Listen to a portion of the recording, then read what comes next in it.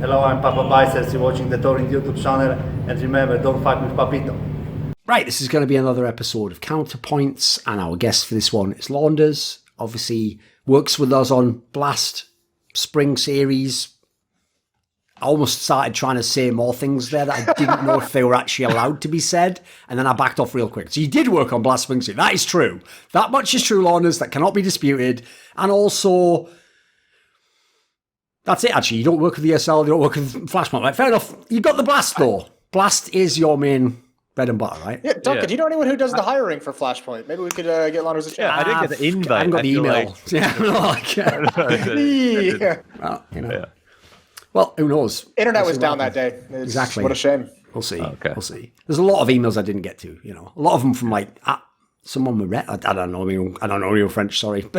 No, anyway. Obviously, this show is sponsored by CS Money.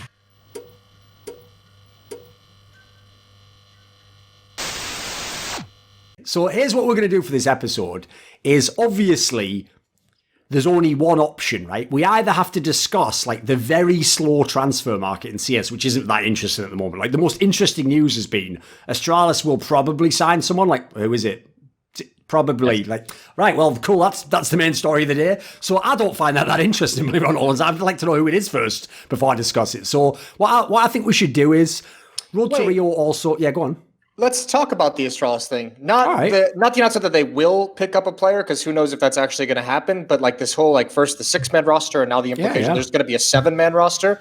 I actually think that's a super interesting topic, because I know I've been one of the people who's been stumping on that for like a year or two now, saying this is where it's going to go. Like you can't keep practicing against the teams you're going to be playing, in tournaments over and over again. I think we're going to start seeing pro teams eventually build up secondary rosters or have 3 players on the bench that you can slot into practice and you can teach them. It helps take the strain of travel off the starting lineup. I think this is where it's eventually going to go. And again, I think Astralis is actually just setting the bar and showing how it's going to work. And if they pull it off, that'll be fucking incredible. I think in a vacuum where there's no salaries, it makes sense. Like it's easy. Just have a bench, right? Like you have like the NBA benches that hype up your team when they're not playing, or they take care of your team when there's injuries. But the shit is too expensive. Like CS players get paid so much, and if Astralis are like working towards that, they may be the one roster that could do that feasibly. They have money. They know they might be winning. They're selling jerseys, doing well in Denmark, best team and whatever. But I don't want to blackpill you at their Launders, but they are doing really badly financially. Like the Astralis group had to slash everyone's salary by 30%, and behind the scenes, they're not in a great spot. So that's actually why this news is really bizarre, by the way. Like that's why actually I don't get it, because here's the problem: if you know that about the economics of it, it's even been affecting their League of Legends team Origin. If you know that, it makes even less sense, because that makes me actually think it's going to be another S attack. Like they're not. I don't think they're legit going to sign. Like everyone thinks they're going to sign Kirby. I don't think so. Like, to me, that doesn't make sense. I don't see why they would pay him a lot of money. I don't see why he would go if he's going to be some weird bench player like Moses says. You need Kirby to say yes too, right? That's a problem. Yeah, of course. Well, you can only get a player like Esatag who is maybe underrated, like Glaive when he first joined the team. Exactly. He's at that sweet spot. Yeah, but you can't get somebody who wants to play in tier 1, who can make a tier 1 salary and play every day. Like that player doesn't really want to join Astralis. Let's also not forget that Kirby left Astralis because he wanted to be the guy. He wanted to be the franchise player for North. He wanted to be the face of it. So I don't see a world in which he would go back to be, a bench player for Astralis. But I think even S-Tag might have been a bit much, but I think the intelligence behind this kind of a play is if you do go get someone who's pretty unknown, like someone who's just grinding FPL, who is not playing in any kind of a major team, and you have this player on the bench who can take part in practice, who starts to see how professional players actually work and interact, and you set that example. And by practicing with people like Device and Dupree and Zip and Glaive for that long, he's going to naturally improve as a player. And then what you do is eventually you're going to get to a tournament and maybe Device gets sick. Maybe Zipnix is just tired of the travel and he wants to take an event off. Maybe there's a stretch where you have 3 events out of 5 weeks and someone just wants to stay home and hang with the girlfriend. And then you slot one of these younger guys in, and then you can either hold on to them if you see the potential, if they do well, or if they do well, you can sell the contract. And you don't have to necessarily pay them a whole lot, but I think there's a lot of intelligence if it's done the right way. And not to mention, even if you don't, like if you're not going to practice against some of the best teams in the world that you might meet at a tournament, I mean, what you can do is have 2 or 3 guys defending a bomb site, and then you have 2 bench players and 2 of your starters attacking that bomb site repeatedly. And you have, 7 people in a server who are actually motivated to work together and find solutions and challenge the defense and challenge the team in the right way. Yeah, I see the value for practice, especially that's like a perfect example. But the big issue for me is that, like, with an unproven player, super talented player, next Zyru kind of thing, even if you can kind of see that from a mile away, there might still be like a gestation period or whatever where they need to get better. And also, there is nothing that can break you into playing a tier 1 LAN than playing a tier 1 LAN. And I think the only difference between these like good players and great players, the ones that just show you they can play on LAN, there's no guidebook for this. And there's also nothing that can tell you like, oh, this player is like super high cortisol levels, they're going to choke on LAN, or something. It's like, you don't know until they get there. And I think that would be my main thing for Astralis. For a team like North, who it's like there's nowhere to go but up, then maybe they take a risk, but then they don't have the infrastructure to bring on new players. So I would be scared if I was Astralis to think I might need to sub someone out onto my team that is either unproven or not as good as other players on Astralis. I mean, the chances that they choke in like their first big LAN, especially if it, like, here's the thing, at least Attack has played the LANs, like, and if he can fill the spot, fair enough. Like, it won't be as good as Astralis, but you know what, you could probably get like 85% of it on the right map and the right day. You know, he's not a terrible player, obviously.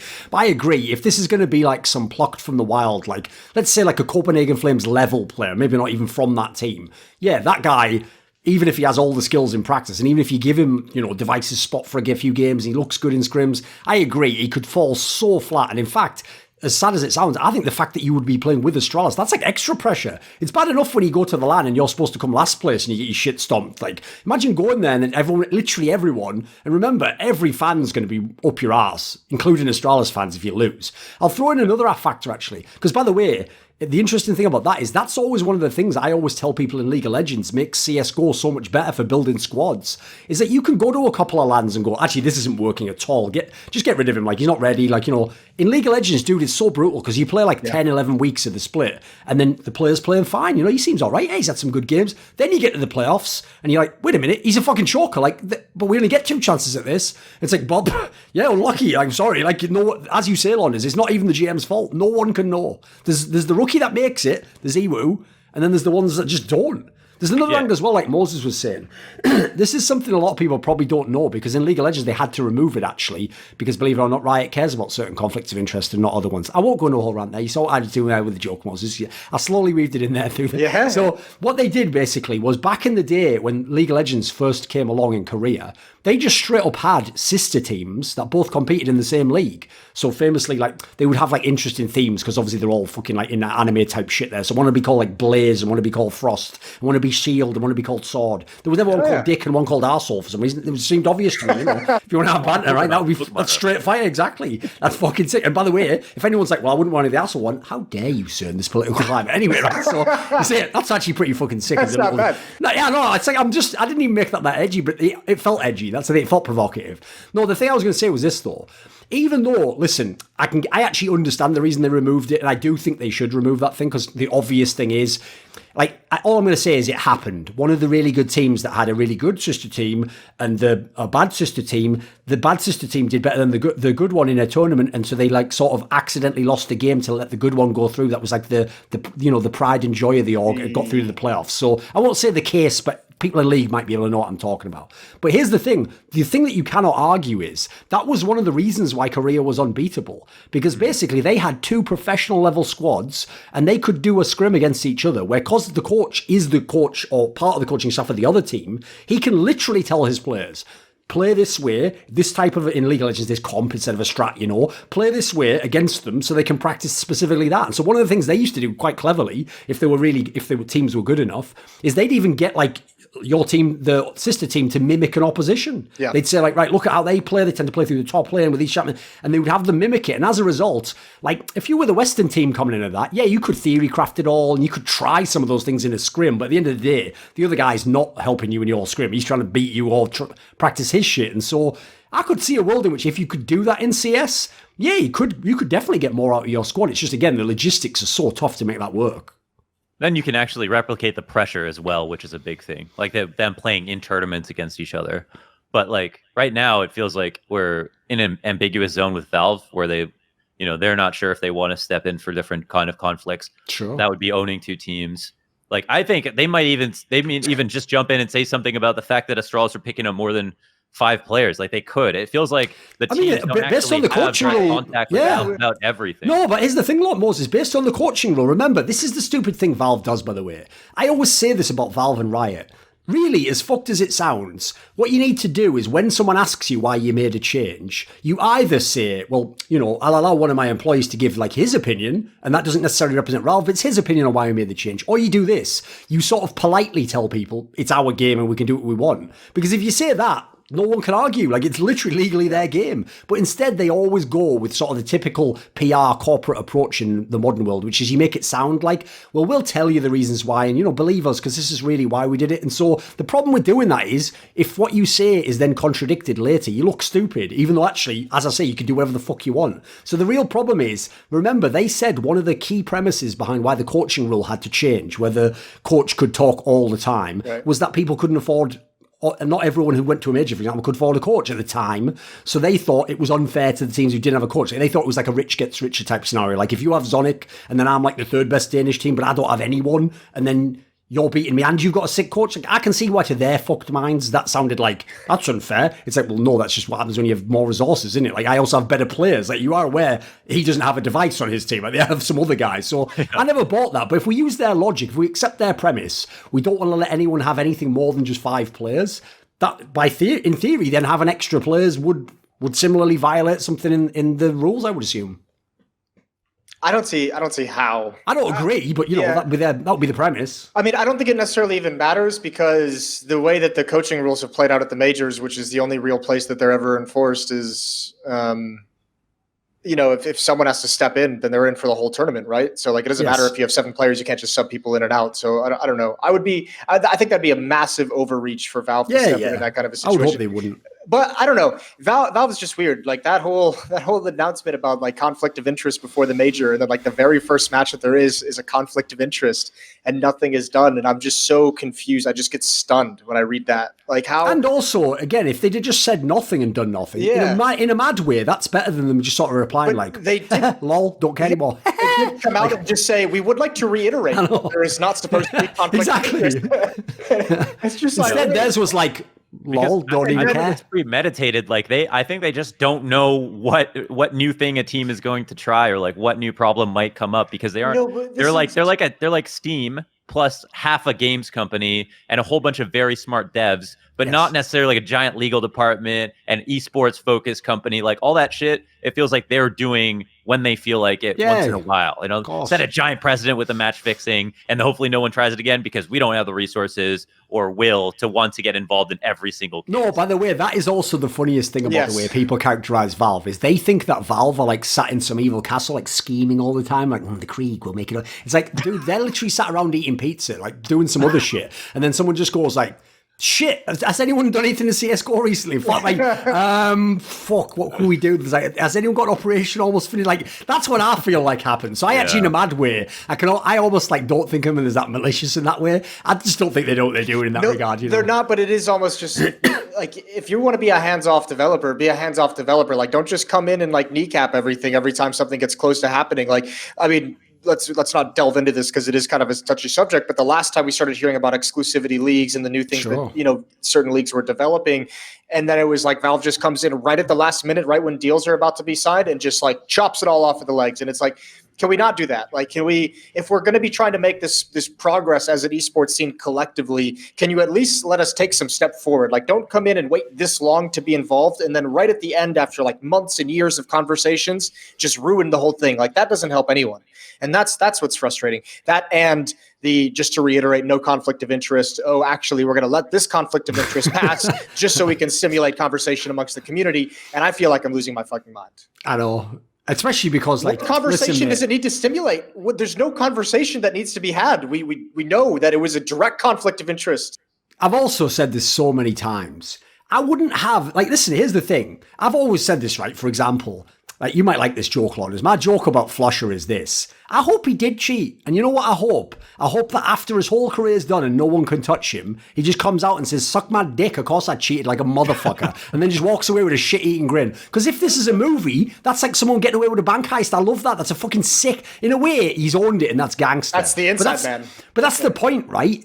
My problem in that particular case as well is, why did it have to be MiBR? Because if you know anything about the history of those players in CSGO, they are simultaneously the biggest whiners about every little detail. Like, my joke is, if they arrive and the room's like 24.1 degrees Celsius instead of 24 degrees, they'll be like, how can they treat us like this? Is it because we as Brazilians? And then they just turn around and exploit every rule possible, like push it to the absolute limits. Like, you can't do both, guys. I mean, you can. Fair play, you win. Don't know, but like lots of teams, there's a lot of teams that are really picky about that kind of stuff, and nobody hears about it. And if everybody just go on Twitter, teams got fined thousands of dollars for like breaking small rules or trying to delay things or like not wearing a sponsor, it happens constantly. Dude, every tournament. My favorite, I forget what event it was. I know what team it is, but I won't say it. Is there was a specific issue at an event where a team requested, or like said, like, we're not starting the match until you bring us like a bunch of bananas.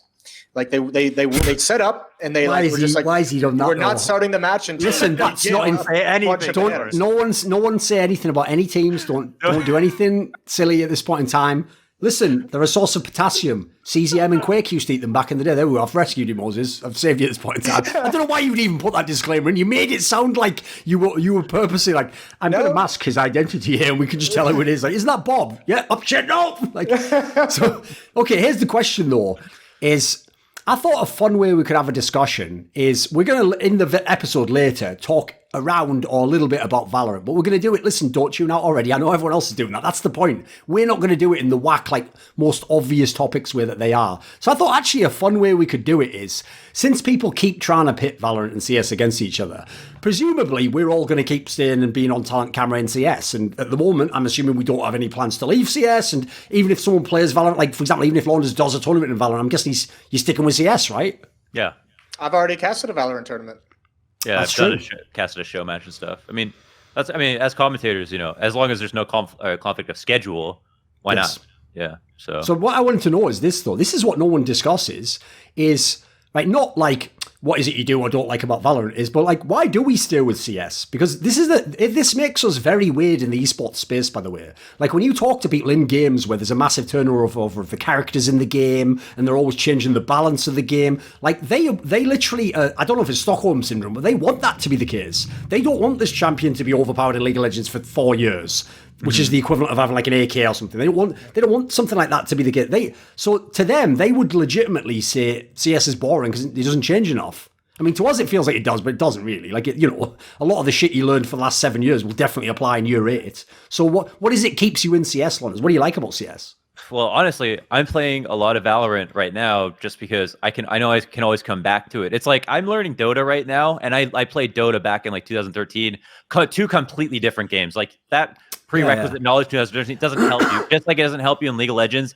Just like it doesn't help you in any other game except for Counter-Strike. It's a game that has stayed relatively similar in the last like 7 years. Like, almost you could actually learn from that past playing the game. That's what's nice about it. We've tricked people into being able to like a game that doesn't change much. It moves closer towards what they view as like perfection every single update, but never to change the meta purposefully. Maybe to include more guns in the meta, but not to completely change the makeup of the gameplay. And there's no other game that has that. And in fact, with other games, there's so much pressure. And I don't know if this actually addresses your point directly, but I think this is an important thing. In other games, there's a lot of pressure. Like, for example, Riot, Epic Games, Bluehole now, they're all owned by Tencent. There's tons of pressure, outside pressure from the games company to make the game fresh and exciting constantly. Yeah, of course. Whereas with Counter-Strike, privately owned company, the only one in our space, and even Blizzard, right? And Valve is the only one, and they can do Counter-Strike however they want. They see the numbers are good. They're constantly and slowly going up over time. There's really no reason for that to move, and that's awesome. And honestly, there was investors talking about, I forget who it was on a show, talking about how investing in esports is volatile because you don't know if the meta is going to change and your player is going to be useless. That doesn't happen. I think it was Mark Cuban, actually. I think it was him. That was one of his reasons he didn't want to invest in League of Legends, I think. Exactly. So that's he said it was the equivalent thing. of like, go on. Yeah. But like working in Counter-Strike, I mean, it's literally just because the game is still the game we love.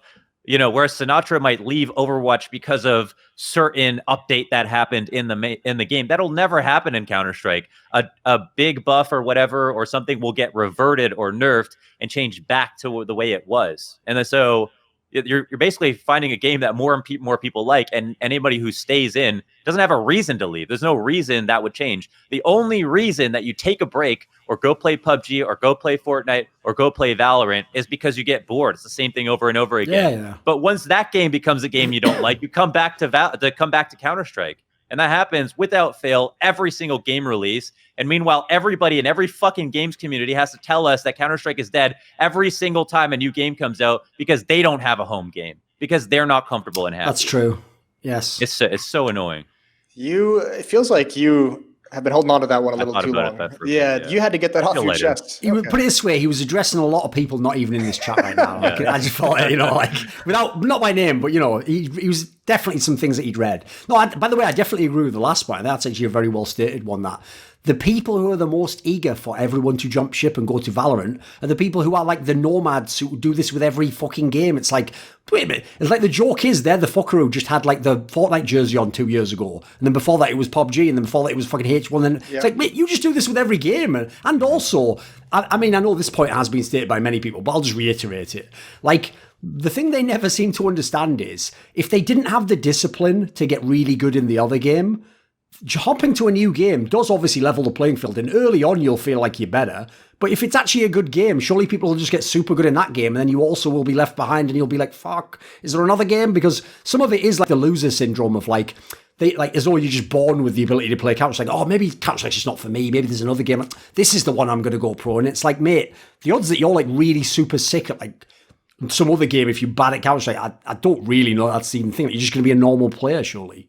There might be one ninja, right? But there's not going to, everyone thinks they're going to be the next ninja. And that's the funny part. And that sells the dream to everybody who switches over.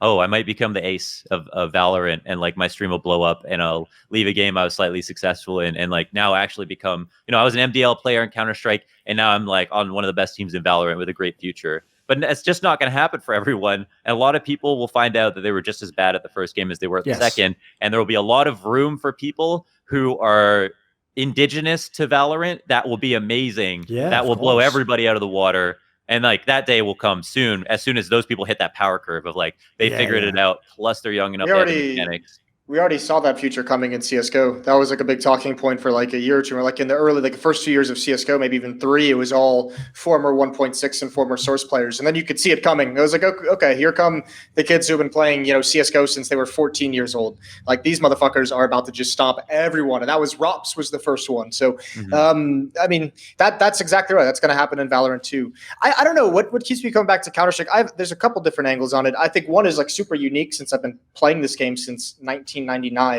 I have so many friends in Counter-Strike that I still talk to, that still play. So many friends that like still actually dabble in the game that are from way back when, from 15 to 20 years ago. So there's that.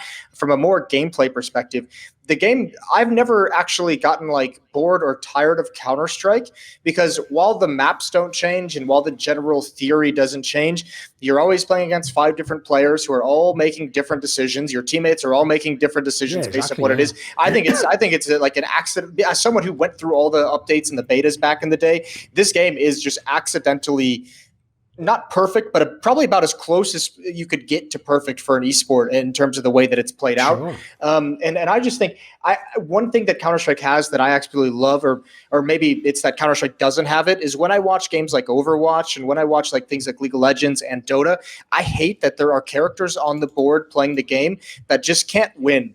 Like if your carry gets taken out in League of Legends and it's like your support, it's like he can't do anything. Like no matter how well he outplays an opponent, he cannot take on the opposing, AD carry. It's not built into the game. And I actually find more and more that I sort of despise that element of esports when I watch them. I love the fact that in Counter-Strike, someone can have 1 HP and be in a 1 versus 3 clutch and have no idea where anyone is. And however small, there's still a chance. Like if he does everything perfect, and we saw it happen with Zip at the Major, and that like 1 versus 3 versus Virtus Pro, 1 versus 2 on Overpass. So, I mean, I really like that level of excitement. Those are the kind of things that bring me back. And the ability to have insane plays along those lines is just unparalleled.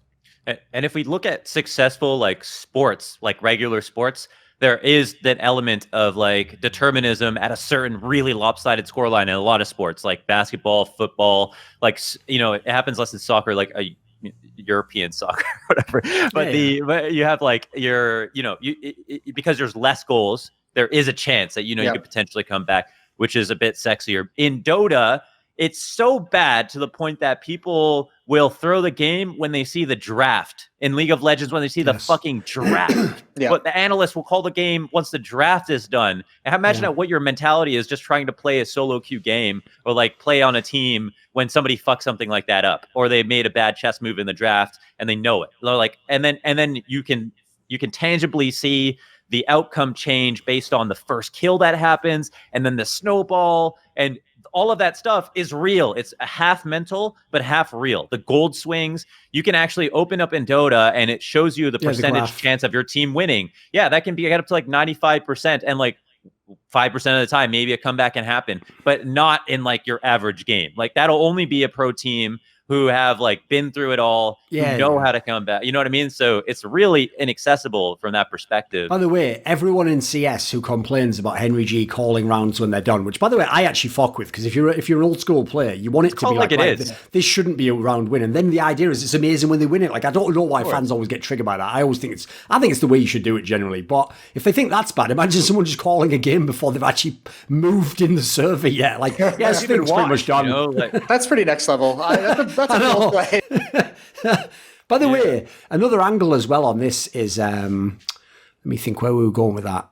It's about, that's the why we stay in CS, yeah. I will say that's the thing that I always find weird. Like, there's no way to say this without being obnoxious, but when people tell me they get bored of CS, or like there hasn't been a new fucking map, or it's just the same game, I'm always just like, I don't think it's for you, mate. I'm not even trying to be harsh. I don't think it's, because to me it's like playing basketball. It's like, if I play basketball, it would never even occur to me like, should we play on a different type of court, and should the rim be? No, it's like, dude, I like the fact that it's the same, and as you say, it's because you're playing against different people. Like, I agree, maybe if I played the same guy a million times in a row in basketball, he kicked my ass 9 million, like, yeah, then that'd be boring. But as long as I'm playing different people, that's sick. This made me realize it's like just a quick point. Like, that's like I think if in another game, people get bored because their sandbox isn't big enough. But in Counter-Strike, it's big enough that we find ways to have fun on these maps. Yeah. And we maybe need slightly new maps like every once in a while. True. But we have enough fun. We can put thousands of hours on average into a game that doesn't change much. Whereas in other games, they feel pressured to change the sandbox, not the size of the sandbox, but the elements of it. So you can try to have more fun. That's why the meta always changes so much in those games. Because for us, it doesn't change at all. We have a bit like a deep enough game that we can like. The funny thing is as well, fun. No one else noticed this, but when Valve have made these very, very minor changes, like you try and open the skybox on DOS 2 B-Tunnels, by the way, dog shit changed, but I don't know why they did that anyway. You put that little bench on Mirage. They're so close, Moses, to actually just doing your idea, mate. Just slightly change the bomb sites. Like, they're so close. Because remember, any little change like that can form a new smoke lineup, can have a new little boost. Like, you don't need to change. That would be cool. That's a good idea, because then they don't have to test the whole map, right? Yeah. Every major cycle, I just think it'd be cool if every 2 majors they just change like the layout of the bomb sites and move the boxes around or change how they're positioned. But like the actual skeletal structure of the map stayed the same. Easy way to tweak and keep things fresh, because all of a sudden you have to learn new executes. It gives strategic teams a little bit of an advantage. It also mean, by the way, people would then give a go to a map that they normally don't ever play. Like, we're totally out on this map, but maybe that, because obviously it's always the competitive advantage if you just fucking grind that map when everyone else is like, that's our permaban anyway, So you might even switch up who plays what maps. Yeah, that's true. I think one reason as well that I really like that I keep coming back to Counter-Strike. I really like the fact that I don't know if this is necessarily true in any other game. I guess maybe an Overwatch, just because it seems to be like, you know, I don't want to say dying, but it seems to be drifting in a negative fashion, we'll say, I guess. But Counter-Strike seems to be It's almost a game. dead, bro. It's the way he said that as well. It's not that it's dying, it's just negatively living. And here's why that's a good thing. That needs to become a meme, by the way. Like, Anders brought that back. That's legit. I like that. I do like the fact that Counter-Strike seems to be one of the few games that is reliant on its esports scene to be a successful game. This is like, I guess this is like a weird nebulous concept where like you almost can't really test it. But I don't know if Counter-Strike could survive as a game if there wasn't an esports scene. Whereas like League of Legends is massively popular as a game and it has an esport. And, you know, StarCraft was popular as a game and it has an esport, although StarCraft is probably pretty similar to Counter-Strike these days. But I don't see too many games that their game focus is on the esports scene the way Counter-Strike's is. And I really enjoyed that because I listened to your interview, Duncan, with Dominator that you put out yesterday or 2 days ago, whatever it was. And he said exactly what is kind of true was true for me for the majority of my life, for maybe like the first 15 years of me playing Counter-Strike, was I never really considered myself a gamer. And just like Josh said, he said, I don't consider myself a gamer. I'm just a Counter-Strike player. He's like, that was me. Like, I didn't play anything but Counter-Strike. Well, yeah. I didn't fuck with like any other game really except for Counter-Strike. Like I didn't play any of the, I don't really play BRs. I've dabbled in a couple when I've had to cast an event, but for the most part, it's just always been Counter-Strike. It seems like there's a lot of people in that boat because you'll remember, especially from back in the day. And I think we have the players who have like the personality in Counter-Strike that can show it off. But this wasn't like a game for the nerds, so to speak. Like you had people who like blew out their ACL like playing football or basketball and needed the competitive outlet. Tons of people, and that's one thing that always drew me and kept me involved in Counter-Strike was this isn't like a nerdy, like, you know, sit in the basement in the dark game kind of a game. This is actually like you're supposed to be here competing. And if you're not actually competing in Counter-Strike, why the fuck are you playing? You've actually made me realize is like bodybuilding.com. Oh, of course, yeah. Well, the joke used to be that we all used to say is like every single post on ESEA forums was like a fucking bodybuilder, like investment banker, like fucking pickup artist only fucks dime pieces who have exactly the facial makeup that he likes and rate. Like they were the most ridiculous humans that they all bought Bitcoin at $1 and sold it at 9,000. Like they're the most ridiculous humans on the planet. Meanwhile, we all know they're just some sweaty little nerdy fuck who's just like, it's like, but they are sort of bros. You're right. They were more like it was like the fucking proto 4chan in some ways, you know, it's that sort of crowd. Yeah. No, the thing you've made me realize there actually, Moses, is that's also a thing that will sound so weird, but I think it describes Counter-Strike is you don't ever really play Counter-Strike because playing Counter-Strike is fun. Like the game itself is not like that fun. Yeah, it's getting good at the game or getting better than you were that is, or playing a guy that you know should beat you and suddenly you're getting around off it. Like that's kind of what's fun, right? Which, by the way, was the same ethic in Quake as well. It was just a more hardcore version of it, obviously. So yeah, that's where I think also the divide is between the people who are going to hop to Valorant and the people who play Counter-Strike. Is if you're looking for a game that's fun, like Launders said, first of all, that's like trying to eat fast food. If you want to fill yourself up, you're just going to be hungry again, and it's not going to have solved your problem. Like it's going to be a never-ending quest in that regard. Like, there's always going to be nothing can be fun forever. Like what's fun for me about Counter-Strike is it's like the pro scene. That's like the lifeblood. Let's be real. Like, if there wasn't that, I probably wouldn't follow the game as much now. The fact that when you do play it, you can apply some of your old knowledge. That's pretty cool. You don't have to pick up 100% of the game again. And then the angle that like, right now I know my baseline level. Can I get to 5% above that? No, I don't have doomsday news, but I just want to say like there is also the discourse that Counter-Strike, you know, this is a good thing for Counter-Strike, and I just want to talk about that for a second because I feel like there's a little bit more to it. I think that's something that's really important. Is like, okay, Valorant comes out, Counter-Strike sees updates, and that just shows you how smart Valve is because, you know, why would you give someone a present 2 weeks before their birthday? Why wouldn't you just wait till their birthday? And the birthday is Valorant coming out. You know, it's the expected date that you need something to keep competitive with the other game. That's smart by Valve, right? Counter-Strike is their IP that is growing and is successful. That's awesome. They still have to come out with more things to compete with Valorant to keep people in because Valorant is a great competitor because it feels a lot like Counter-Strike. And it's also fun and something fresh. And they are attacking Counter-Strike in a way other games don't. So all those things are true. But what we do have to be concerned about, or what I would actually be concerned about with Valve, is they make all of their money from Steam. and then a really small amount from esports in general. But they, I think, on pride alone, want to make sure Counter-Strike is successful or their games are successful. But they're good, whether or not their games are successful. They are more than good, and that's why Epic made Epic Games Store to compete with Steam, because Steam is more important than any kind of the revolution. Game or esport. It's way more important. But when they have Dota is declining like crazy, probably for reasons that we talked about. Artifact, that's a dead game. Yeah, exactly. Underlords, which came from Auto Chess, only Anders they had that. a leg up on compared to TFT. TFT had 1 million downloads on the first day of their app. Underlords is relatively dead as well. They don't have much going on in terms of success in games and esports. True. And so even though it's a given and we can already see some of the updates, the crosshair code coming in, all that stuff, they should obviously take that unabashedly, because why wouldn't you? Half of Valorant is Counter-Strike, so why wouldn't you borrow some of their ideas that they're testing for you? Of course you should, but they have to do that, and they have to do it well, because Counter-Strike is officially their last game that isn't dying. That's what I wanted to ask actually as well. I mean, you've both played it. Obviously, Moses has even cast the game. Are there actually any things from Valorant that you can learn that would be a cool thing to bring to CS? Not something like a fucking ability or whatever, but is there anything about how the game plays that would be interesting if it applied to CS? Is there anything that changes about the concept of that type of an FPS? I think one thing that I think they've actually done pretty well, and I don't know if this is just maybe some bias I have from playing Counter-Strike for so long, but one thing Valorant does well, I think, is not necessarily the way that the smokes look. Obviously, in Valorant would be stupid inside of Counter-Strike, but there's a lot less ambiguity on who can see who when you're coming through a smoke.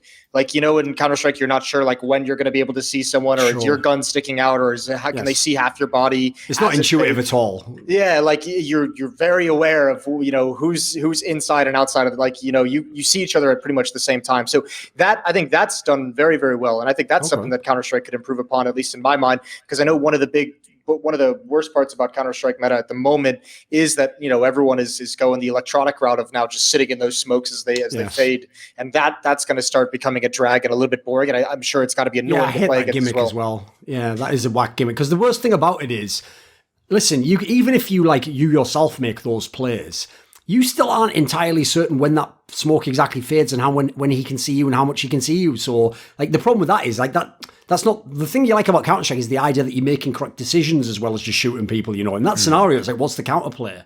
That's the problem with realism in game. The realism might be a nice thing for some people who really like milsim type shooters or attracted that kind of style of graphics, as opposed to Fortnite or Valorant, which is either cartoony or goofy.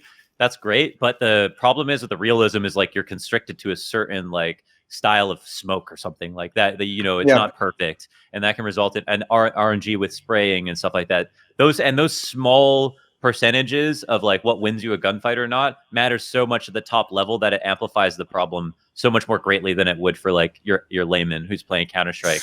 So that's an issue, but I don't really know what you could do about some of those problems. I think. Yeah, that's the thing. I don't know anything about development. You'd have to get Sloth Squad or someone who knows the game engine. I think, unfortunately, but there's a couple small things that Valorant does. This one's obvious. I think a lot of people know this one or should. But one of the cool features that Valorant has is there's a different decal when you shoot the wall, when you can spam through it and when you can't. I think that'd be a very cool feature to add into Counter-Strike. That sounds great. Yeah, to help people know that you can shoot through this wall. Trying to think of another. That's pretty good. The buy menu, the buy system. The buy system is much cleaner, and the buying for your teammates and being able to buy by accident. Dude, it's weird being in Valorant when I solo queue, and people. I don't know how they pulled this off, but people want to buy guns for other people. When you because I don't know, but when you're in your Counter-Strike and you just solo queued into matchmaking, and I haven't done it in a while, but used to be you'd be hey, can I buy a gun? And just no one would respond. You just run out of spawn. You're great. Yeah. I don't have a rifle. And this one, you just you right click the gun you want, and it shows an announcement to everyone on the team, and people just buy you guns within an instant. I don't know what the fuck's going on, but. It does feel like you're saving a lot less too, though. It feels like every other round. Yeah, the economy I feel is a very small talking point. I think there's only maybe 1 or 2 rounds per half where you. I mean, let's be real. The problem is there's another area where it's hard to make the game. Listen, as much as we've all complained about the current economy in CS, for example, it is essential that there are rounds where you don't have full economy in CS. That's an interesting strategical component. It always makes a very nice narrative in the game, but. that's not very fun. Like it's shit to be on CT side and constantly have like a half buy every time. Like, I can see why if you want to make a public game, you wouldn't do that. You'd have gone most rounds. Well, I think one thing that makes that easier in Valorant is the abilities, which are essentially your utility, are much cheaper. Like most abilities are $100 or $200 instead of the $300 or $200 that Counter-Strike is, or the $600 for a Molotov. So they've reduced that to make it easier to buy. There's no kits. I don't think this would be good for Counter-Strike, but I do like the diffuse function. Actually, maybe it would be good for Counter-Strike, but the diffuse, the way it works in Valorant, in case you haven't played it, is you can diffuse to the halfway point and get off, and it will always start back up at the halfway point. So that brings a new element into those diffuse situations. 3.5 to halfway. Yeah, and that's so you can do a 6-second diffuse and then be forced to get off the bomb, but you still only have 3.5 seconds left to diffuse. I mean, the thing about that is that would obviously definitely force more fights. Like you couldn't do the one where it's like, he probably can't get back to the bomb now because he came off it, so run. The reason why they do it is because there are like those global ults in Valorant where if you cast it on someone diffusing the bomb, like the Brimstone ult, like they just die. They have no chance. Right. So they have to have that halfway meter to kind of balance that out a little bit. That's something that I sometimes when I'm playing Valorant. So Duncan, like the game mechanics, it's just is so familiar to anyone who plays Counter-Strike. It feels great. It feels right. You hit your shots. I think the hitboxes are a little bit too big. I think there's something that makes the game a lot easier for hitting shots. By the way, that was also the thing I could never get in. I always said this with all the battle royales, is that you could tell it was people who'd never played FPS games, because I would go into them and then be trying to use the guns. And even when I'd played for a few weeks, I was like, this engine's shit. Like, how are you guys loving this? Like, I'm tilting off the face of the earth when the fucking sniper rifle misses and when the spray is just complete garbage and it's not hitting. Like how are you guys loving this? And I realized they were just people who'd never played FPS games before. Mm-hmm. And if you played Counter-Strike, Valorant is like it's so just easy in that sense.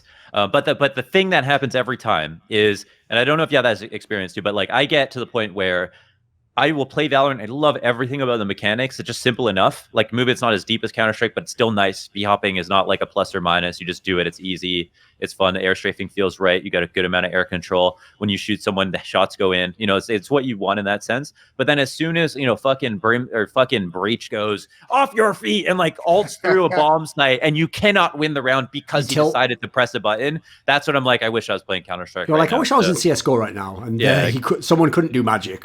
Yeah, there's a couple of frustrating things that they'll have to tweak in that game as it goes on, but I think overall, I've got one angle though that no one has addressed, and it's so suspicious to me, because here's the thing, right? I'll just put it like this. This is a point that Richard actually made on By the Numbers, which is that everyone obviously was hyped for this game if you're from CSGO, because we all know Volcano's involved. He was a legendary pro player, and obviously he designed the map Cash. In fact, the most people don't know about his pro career. They just know he made Cash, and then him and FM Porn remade it in CSGO, and I wouldn't say it became one of the most popular maps. At one point in time it was popular, now everyone hates it for some reason. It got removed. So what I would say is this, is that's actually the wackest angle when you realise that like the one area that no one talks about is how you also know they don't play FPS games. The shittest aspect of Valorant, as far as I can tell, is the map design. Like, the maps are garbage. Okay. Like my joke is this. It's like, bearing in mind all the maps are bad, it's like, why then would you also have like that third bomb set? That's like the same Volcano was just sat around smoking a fat doobie. Shit, I don't know. Just put like a third bomb set or something. Take the shit, man. Take the shit. Too harsh. Like, why is, like, nail 2 bomb sites first. It's really hard to make maps in Counter-Strike. It's really fucking hard. Like, you're fucking up.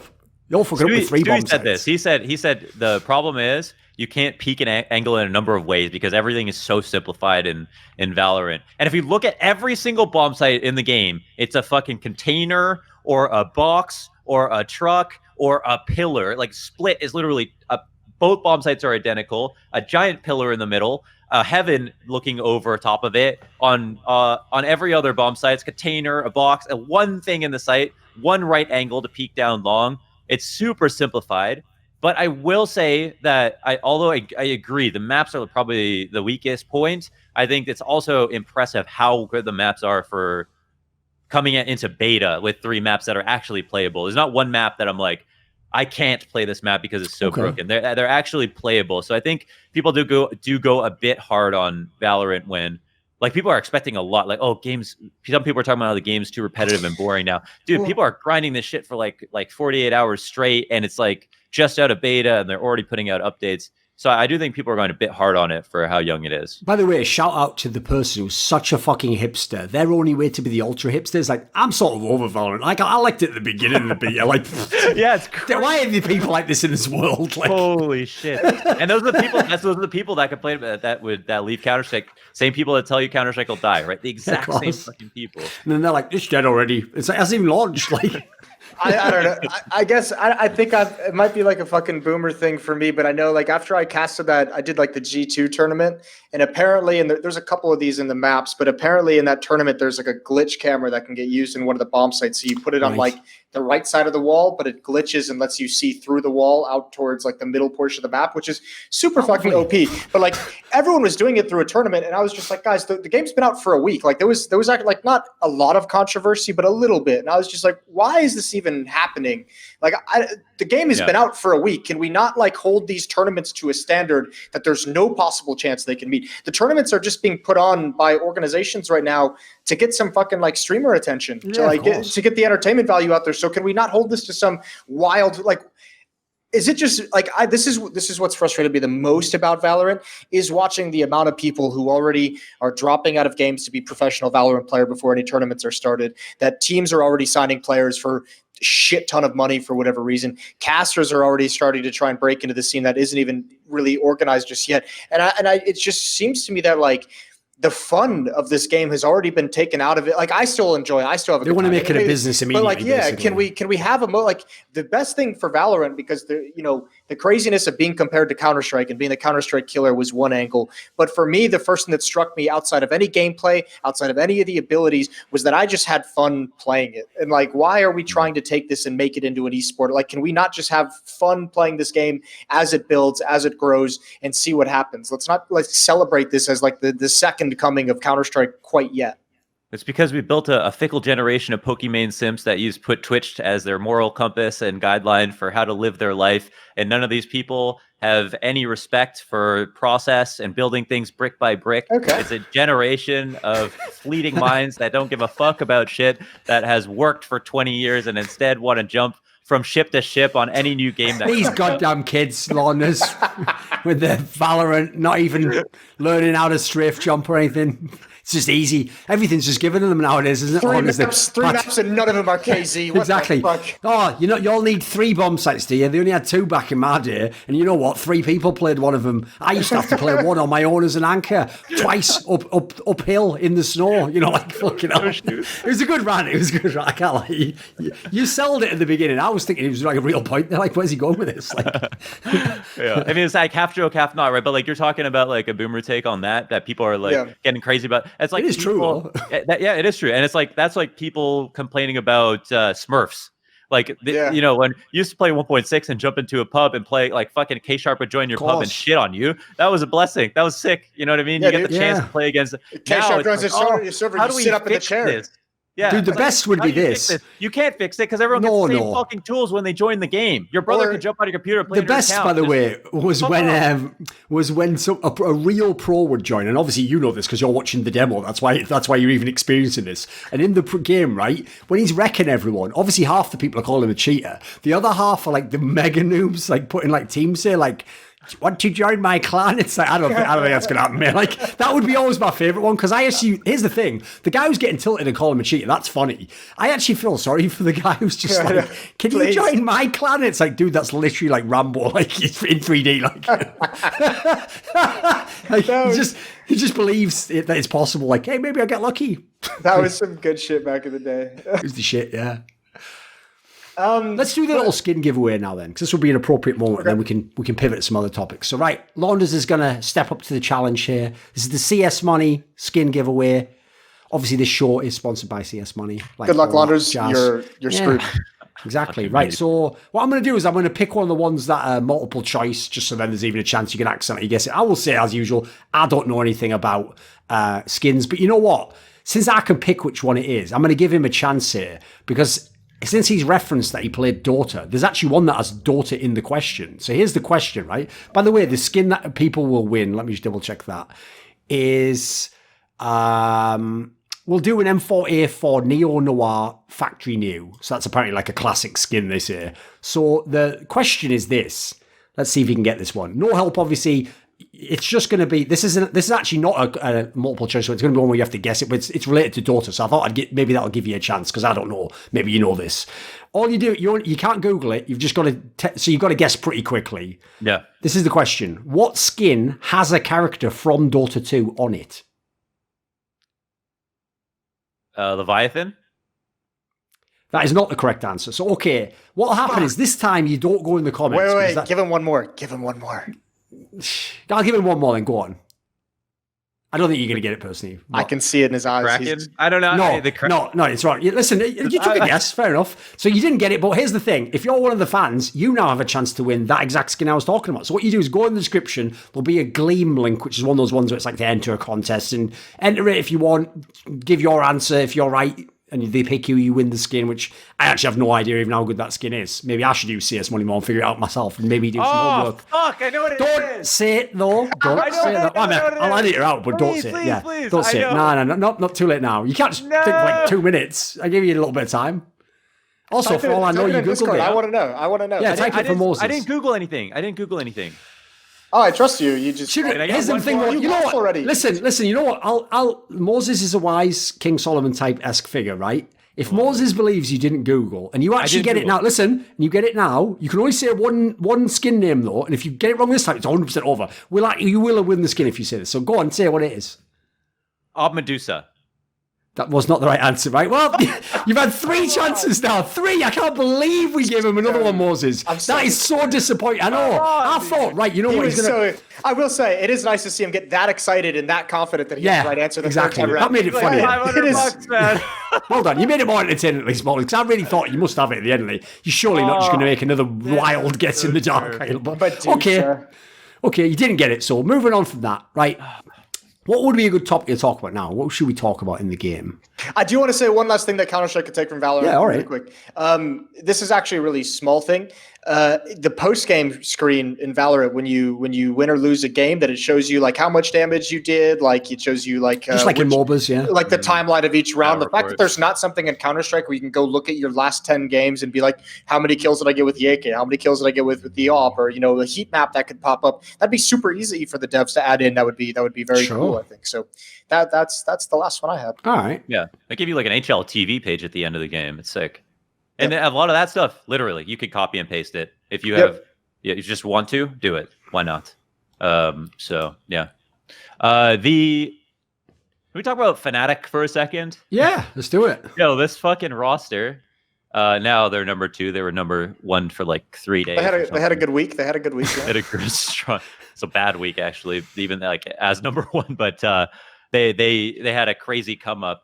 I would just like to talk about the how well set up they are for the online era, where their team, dude, look at Flusha will in an interview say, they'll ask him, so what was the thought behind lurking out a monster on overpass on this one round? Did you have like a bit of information to golden call something? And he's like, oh, it's pretty loose on our team. I just had a feeling, so I walked out of monster.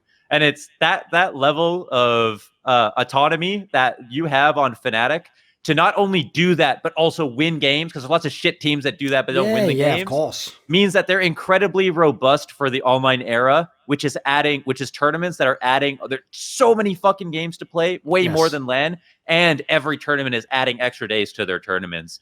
They're a team. You should basically pug some of the games, essentially, right? Yeah. You shouldn't try and run your real strats. It actually probably doesn't make sense for half the games in the online era. It's already pointless to watch Fnatic strats. Now these interviews just show you how to watch Fnatic demos, and now these interviews just show you like how seriously like based they are. Like they really don't even have a plan in some of these rounds. I mean, I'll reference this because when I did my interview with Ramble, when he'd briefly been the coach of when he joined Cloud9 initially, I'm pretty sure this is who it was who said this. Like I asked him like, what was it like to coach Flusher or whatever? And he basically said Flusher, when he was an IGL, just called the Fnatic style, and apparently the Fnatic style is you just do defaults. And then so all the shit from that looks genius is that's just individual players doing that. Or people making a call and then doing it off together, but the problem with that is like, not only can you not replicate it, that means that just comes from the player, it's innate, or they've learned it, but also you can see why if it's working, it's really hard to play against. You can't read it. You don't know what the fuck they're going to do. They don't know what they're going to do. It's why we called them the Fnatic hive mind back in the day, right? When they were running, all those tournaments, because it feels like there's not really any kind of strategy or plan, but they're just so good at working together as individuals that it always like comes back together in the end of the round.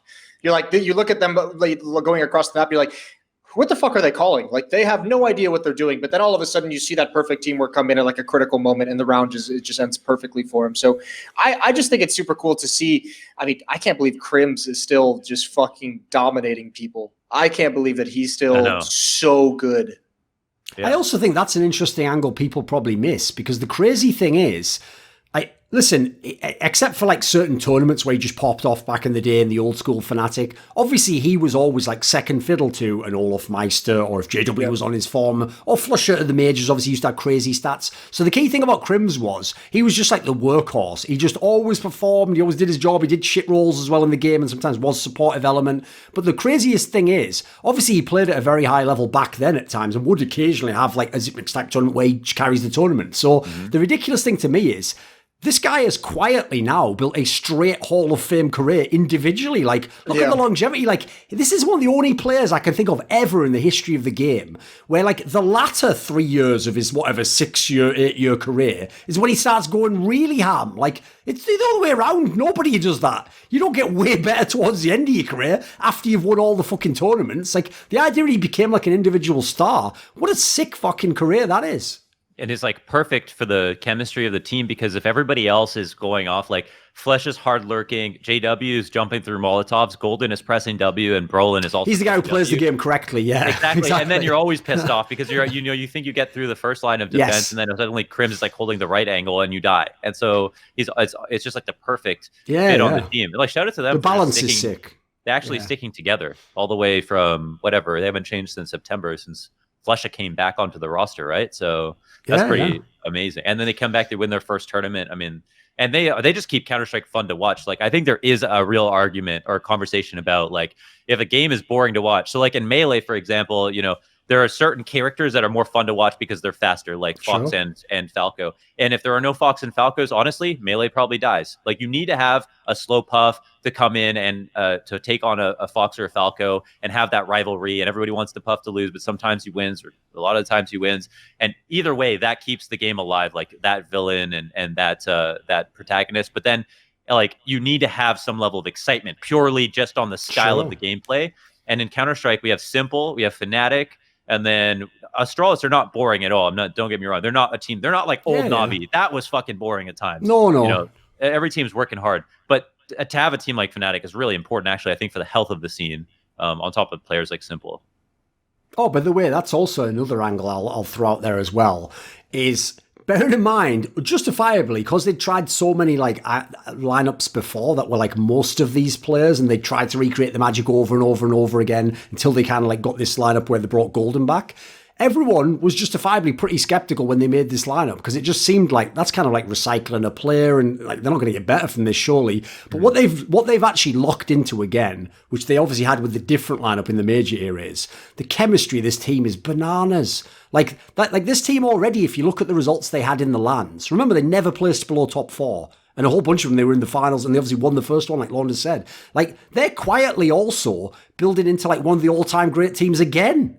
Look how many lands they already. I think they had like 5 straight lands or something where they was like top 4 finals. That's ridiculous. Yeah. It's not just the chemistry. It's that when Golden comes back into this team, he actually fills like a really important role that they were missing, which is what Olaf provided back in the day as well. Because you'll remember, I mean, you two remember, maybe the viewers will, but back in 2015 when Olaf was the best player, like hands down in the world, what he was doing was just going to parts of the map and finding one pick every single round reliably, sometimes usually 2 picks.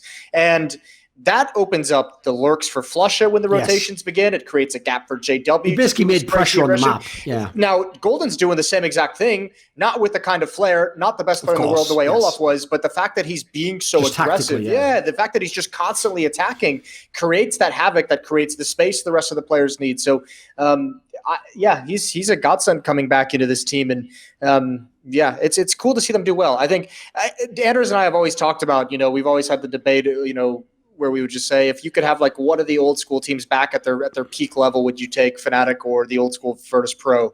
And Classic's obviously going to be Virtus Pro, yes. I always take Fnatic just because I love the villain. I love the fact that they're just the villains of the count. Not so much anymore, but back in the day, they were actually definitely owning it again. Like, dude, that's the crazy thing though. Aside from JW though, I actually feel like they're now beloved. I know it's they're one of the most popular teams now. Yeah. But people love the fact that they're villain. Like JW, Flusha, they will shoot 30 bullets of a mag into a body, reload, and then shoot another 30 bullets, and then go on and win the round. By the way, they don't bearing in mind and this is people the love same. that. Bearing in mind this is the same strategy I use on social media. Have the people who complain not yet figured out they do it more because you complain? Like if you just never complained, in fact, if you were like a poker face and it didn't even seem to bother you, they did it.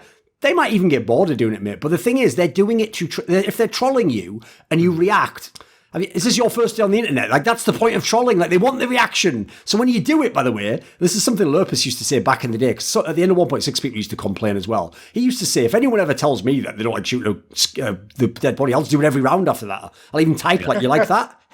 Got you twice. Like, just start fucking with them, like, why not? Of course, it's psychological warfare. Yeah, of course. Yeah, there's like all kinds of there's fighters that talk about how they have to balance. Oh, it's Taz actually. Fuck fighters. Taz was talking about how he had to create a balance between how much he wanted to get into his teammate, is the other team's heads before the LAN, or how much he would spend, how much energy he'd spend during the match yelling at the other team versus how much he'd spend focusing on the game. But he always reserved a little bit of energy for that because he felt like that was a very important thing.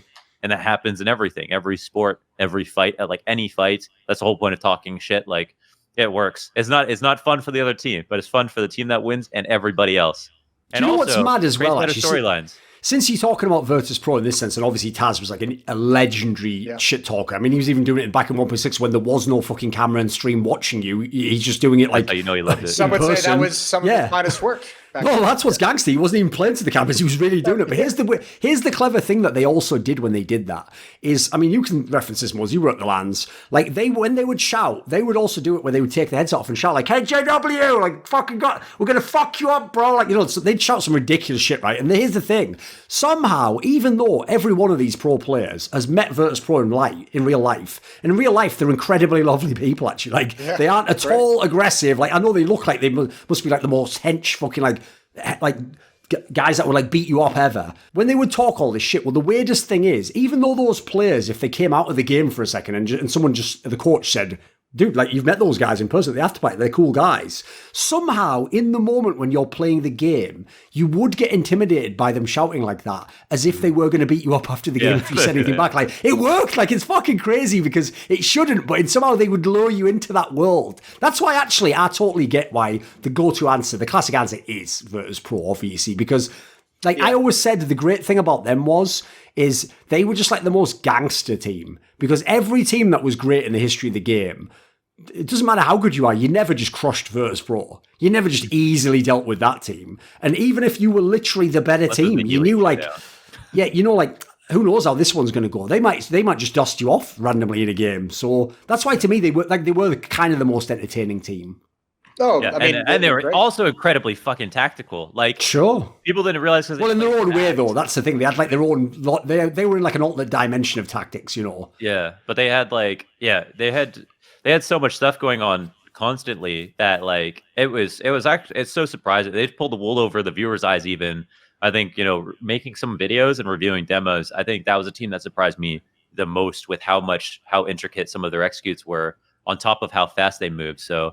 It's kind of, I still don't really understand how they fell off, but that I think that was one of the most surprising things. Well, that was one of the weird things. How they fell off.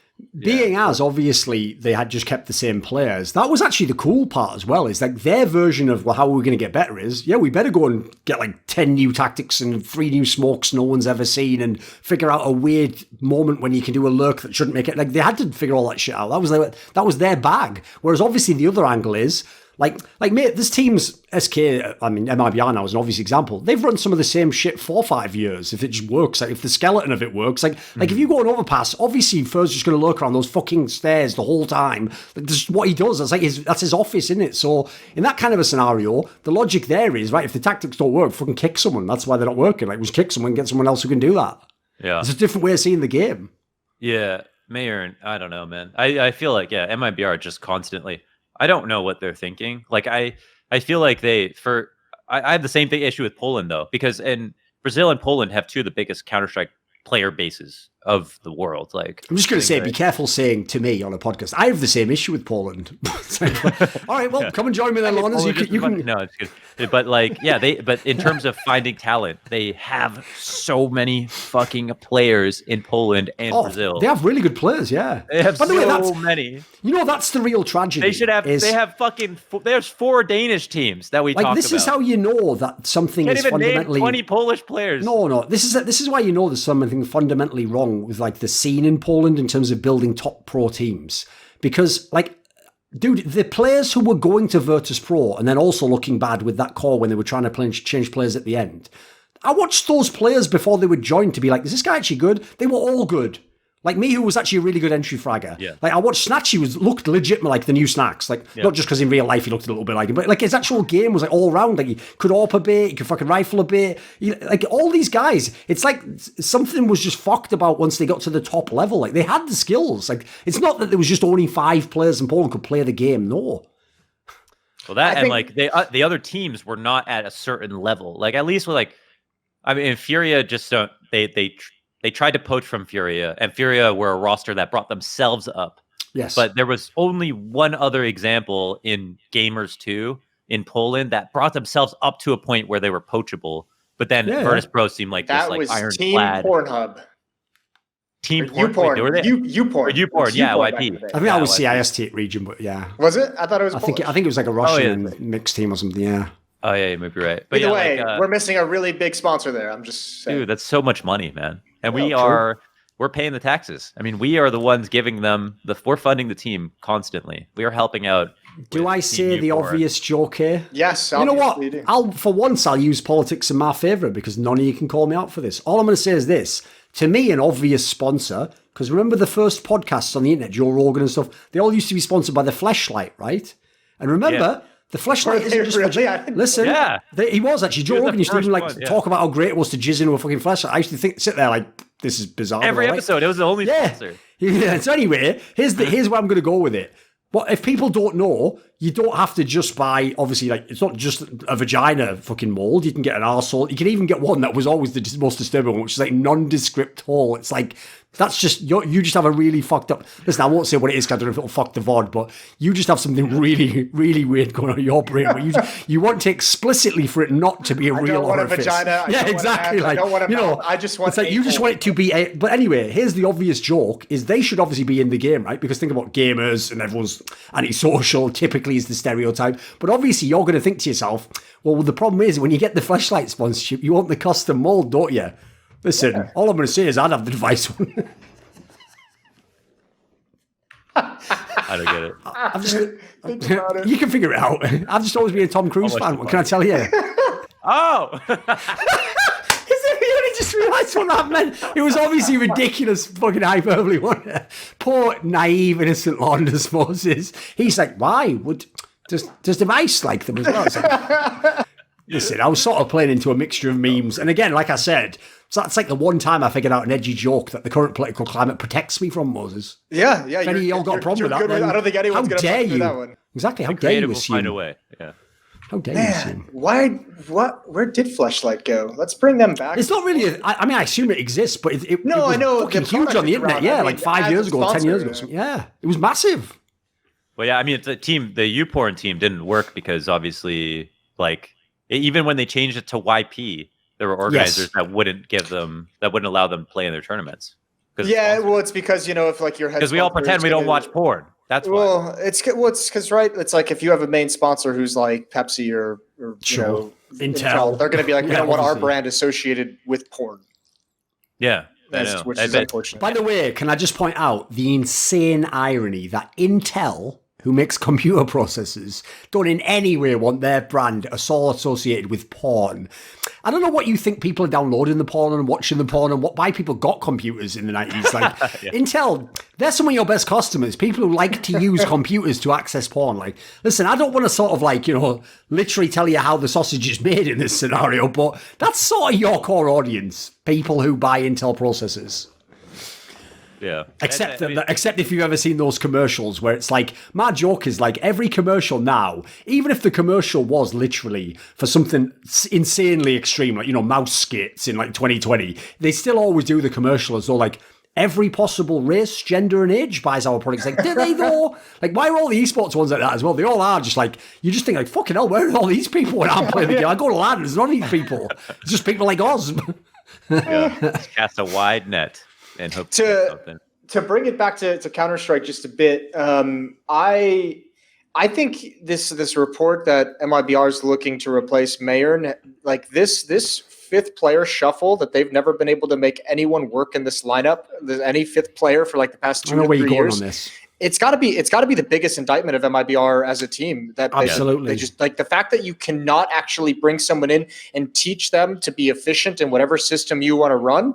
Like, this is bad. Like, if you are just so, it can't be a million fifth players. It's like when Nip started doing that at the end, where they would just give you 6 months, and then as soon as you did badly, they would kick you. It's like, at some point, guys, you have to accept that like you're having problems even bringing integrating them, right? It's not Bolts, Phelps twice, Mayern, FNX, Lucas. It's not. They don't have a continuous. They don't all have the same problem. There is actual dysfunction within that team. Yes. Now Zeus is gone as well.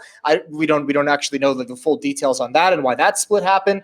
But I mean, that is the biggest issue. I said it during Flashpoint. That team is not going to be good until they figure out how to incorporate a fifth player. Every other team in the world is getting younger. Every other team, when they're going and getting new players, they're not recycling pros from other teams. They're going out and getting the Brolins. They're going out and getting the young guys, except for MiBR, because they can't somehow make these new young players work inside the team. And I used to give them a bit of a pass because I know they went after K Serato and were denied. I know they went after Furia players and were denied and had crazy buyouts. And I know I've spoken with them privately, and they mentioned the prices of buyouts in Brazil is just massively insane.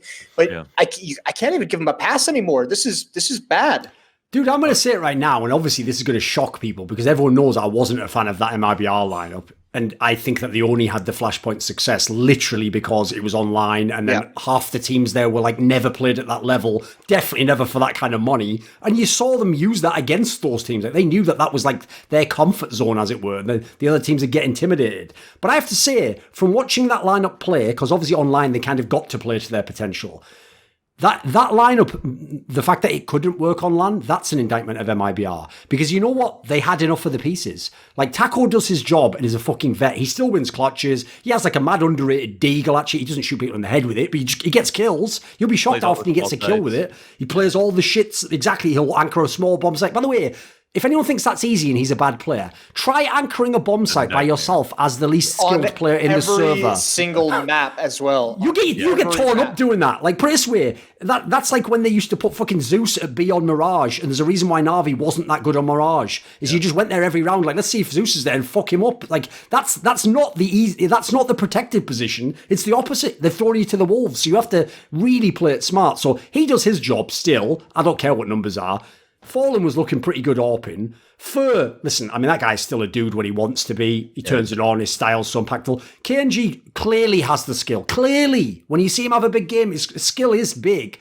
And Mayern, that's the problem, is if they'd have ever integrated Mayern, that would have been enough, dude. That would have been enough to be a top 10 team. I don't know how much further you could go, but being a top 10 team right now would be great for MiBR. So like my problem is, Mayern even had the skills. Like, I'll tell you, I've never seen a player that had such bad stats that when he got kills, I would be like, this guy's aim can be sick. What? Yeah. He's actually some of his scripts are crazy. Yeah. And before they picked him up, you could see why they would take a chance. His mechanics are unbelievable. Yeah, that's why, you know what? Another angle I would take as well is I know because they already had fucking Yanko that they don't want to go the route, unfortunately, they implied of like having another international coach. They want to have someone who speaks Portuguese, obviously, and that they can communicate with on. And the problem is there aren't other famous coaches. Like, there was the Zach guy from Immortals. That's it. No one's heard of him since. Like, I assume, there's the Gary guy from Furia, but I'm assuming he's not leaving. There's not really big Brazilian coaches. So the problem is that also limits you, because I have to say, one angle I'm surprised, bearing in mind that they're a football nation, is that's the first thing you do in football when you don't want to change the players, because obviously, like, there isn't a transfer window all season long in football if people don't know. So as a result, the first thing you do if the team's gone to shit, but you think it still has some good players, you just get a new manager, which is the equivalent of coach. So you just get a new coach, because the idea is Either like he works with people on an emotional level, gets a player back to form, or he changes the tactics, like, oh, I'm going to play an attacking style or whatever, Well, the weird thing about that is there's another thing you can try if you can't get any big buyouts. Bring in a totally different style of coach. Like, Fallen, in all his interviews now, does a very interesting thing where he'll sort of imply that they've lost the identity of, like, the way we played fundamentally before doesn't work, and, we try some elements of it and it doesn't quite, he always makes it seem like he's just not sure what the identity of the team should be. That's what a coach is there for. I'd try and bring in one of the big coaches in the team, because they've got the money, by the way. They all could buy a coach. Remember, the key thing about most coaches is, like, they're in a pretty tenuous spot. They don't have a super long career. Yeah, I mean, the money is not an issue. Like, they have, like, it's kind of like no matter what, they're always, as long as they're perceived as the best or most popular team in Brazil, they're going to be like a successful org. Oh, they're going to have a million eyes on them, of course. Yeah, like you could be the third best team in North America and still be better than like every other team in the world, and not be. I mean, it's not maybe not a good example, but like, there's like 2 or 3 good teams in North America. If you're the third best one, you might still be an all-time or an international team, but it's not nearly as worthwhile because you're sharing that, your fan base between 3 other teams that are amazing in your region. Whereas like MiBR have like they've got it on lock, obviously, yeah, they have the brand name and stuff like that. But with FaZe, I want to say, I think with FaZe, like, I feel like my hot take is that if still the IGL problem, it feels like they are constantly getting better, and it's like they're almost right around to turn the corner and find consistency, and then they don't. They've blue balled us too many times now, mate. Yeah, I mean, yeah. At how many times is too many times, right? But like, yeah, I think if they replace either Olaf or Rain with Nexa, they'd be the best team in the world. That's my take. Mate, after seeing the way G2 plays, where they just... G2's a really fun team. By the way, we heard their comms at dog shit. It's just literally people talking all the time, and somehow from that, they make all the players and win the round. So I have to say, that's not a bad shout, actually. If I think of players, because obviously he could frag, his style looks pretty loose. Yeah. I'm assuming Nico fucks with him. So I actually think that might... you know what? That's actually a pretty good angle, Moses, because we always said the problem with Nico is there's no one, and I can even confirm it from behind the scenes, there is nobody basically he'll accept. Like, Glaive isn't coming over, is he? So there's nobody Nico will accept as IGL at the moment that he can trust, whereas maybe he would fuck with Exa. No, I mean, we were laughing for a while at the Berlin major because it was just like, imagine the team you could make from like the Bosnia, Serbia region right now. Like, I think you have Hunter, you have Nexa, you have Nico, you have Kasad as a coach, you have Yanko as a coach, and whatever you would do. You can actually probably make there's got to be some more players in that region where you could actually make probably the top 10 team from people in that region. You start from scratch, yeah. I mean, that was my idea for before even Cold Zera came over. I knew they were courting him, but it was like, why is there no attempt to bring him in? And I think that, I mean, what if you go out? What if they have the ability to get Nexa and Hunter, and you drop Rain and Olaf, and then all of a sudden you've got Nexa, Hunter, Nico, Rain, whoever the fuck else. Why am I blanking? I know, on the most famous players of all time. Olaf or Rain, right? Keep one of them, right? Keep one of them to play like Olaf. Moses has been playing so much Valorant, he can't even name the 5 players in FaZe Clan. Jesus. I bet he can name the G2 Valorant roster, though. When I got home from Flashpoint, I was just like, oh my God, a week. I just don't, no counter. See you in a month, guys. Yeah, exactly. Yeah, but like either Rain or Olaf, like one of them can play the shit spots and be a veteran, whatever. That's not quite as good. Nico and Cold are still world class. Of course. Like whenever they want to be, and Brokey is definitely good enough to stay on the team. The problem with that team, and I've always said this since they couldn't reintegrate Carrigan and they had to let him go, is they are. This might sound weird because I'll give you the other analogy as well. I think the same thing that happens with FaZe now with Nico, where he has those monster games where he sometimes even wins the game for you, but often he has the ridiculous one where he loses and he's in ELO prison and all that. It's the same as when Na'Vi in 2018 was like always number 2 or number 3, but they wouldn't win the event. It's like, what's sad about that is the superstar player who is the best in the world, because he's trying so hard, it's like he's actually just covering the flaws of the team. And so you'd almost wish that he just had a 3-month slump. Like, imagine if Simple had a slump in those teams where they used to have Zeus and Edward as well. The whole thing is then they would have come like 9th in 3 straight tournaments, and then it would have forced everyone's hand. Like, you couldn't have kept up the pretense of like, well, we're so close, and if this guy just gives us 1% more, you would have been forced to realize like, we've got to do something drastic here. Well, Nico does the same thing. He's just so absurdly good. It's like, you're never going to get like just stomped 16-2 in a whole bunch of series with Nico on your team. It can't happen. I feel like I love that take. Yeah. Nico's making a real good case to be one of be in the position so to be the good, best isn't he? player in 2020. Like Absolutely. a major, it's which is fucking awesome to see. We missed him last year from that race. And what a great time to do it when the fucking Krieg's gone. Welcome back, Nico. It's your fucking game again, mate. It's so perfect for him. Because the sexy thing about that angle of if Nexa joined is, I said it at the beginning of the year. Someone linked that video that I did when me and Chad were on that Blast segment where I actually nailed it. Like I said, they'll be the 8th best team. There'll be nothing more, and they basically are. If you go and look at the rankings, that's roughly where they are, and they don't really get much better because. Yeah, they're a team that get a quarterfinal and then lose close, and then Nico goes, shit, I was close.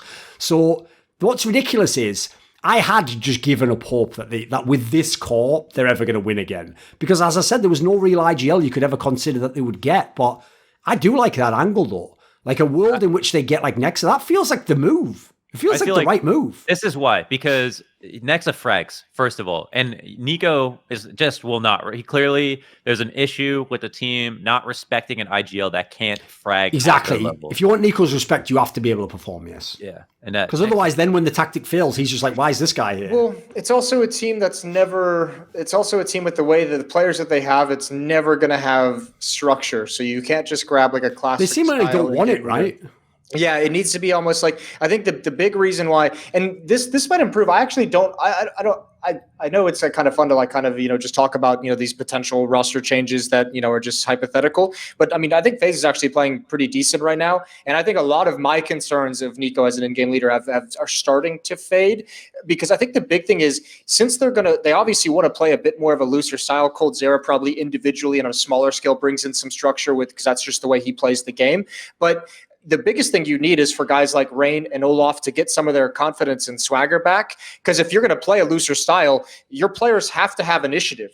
I think one of the old criticism of watching FaZe, on certain maps was just you'd watch him on the T side and it'd be like Nico trying to force and overextend to find an opening kill. Guardian sitting far back with AWP doing absolutely nothing. Yes. Olaf and Rain being somewhere on the map doing absolutely nothing. And if you're going to play a style that's not the structure, that's not all these set executes, you have to have initiative to seize the opportunity or seize a moment when you see or hear it or feel it in terms of your game sense. So I think that little bit is starting to come back to FaZe, which I think is helping them, because I mean they've just banged out their group in Road to Rio. I think they went undefeated. They topped their group, and so I mean I think they're actually looking pretty good.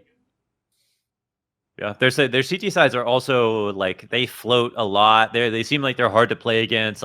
And again, they feel like they're coming around the corner, but it just never lasts. So I don't see why you would assume it would. I mean, the real problem is just this. I'm with Moses. Fool me once. Listen, they're clearly a good team. Yeah. Navi disappointed everyone for 2 years, and then they won Katowice, and everyone's ready to fucking ride that bandwagon all the way to the world. So let's, I think FaZe, I'm still on that. I'm still on that ship. I'm still on that trade. Yeah, but that's the thing. I could believe. Change, though, right? I could believe they get slightly better. Maybe they're the 5th best team. Okay, that's if everything goes great. I don't think they're going to be number 1 though, unfortunately. Which sounds ridiculous because they obviously have the pieces, but. We've been saying that for 3 years. Well, I mean, look at. I mean, obviously now that everything's online, it's going to throw the whole top 10 into upheaval to a certain degree. Everything should pretty much have an asterisk next to it. But I mean, look at all the craziness that we have. Fnatic being number 1 for a week, Astralis regaining it.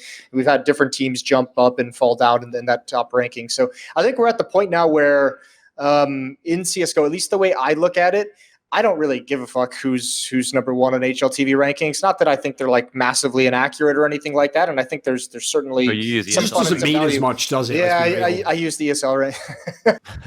But honestly, all these teams that we have, you don't have to be number 1. You just need to peak at the right moment in the tournament and make a run down the stretch. And I think there's 4 or 5 teams in Counter-Strike right now that could probably win the event. Literally, I've got a question for you, and this is not something I think I've heard addressed on the other talk shows.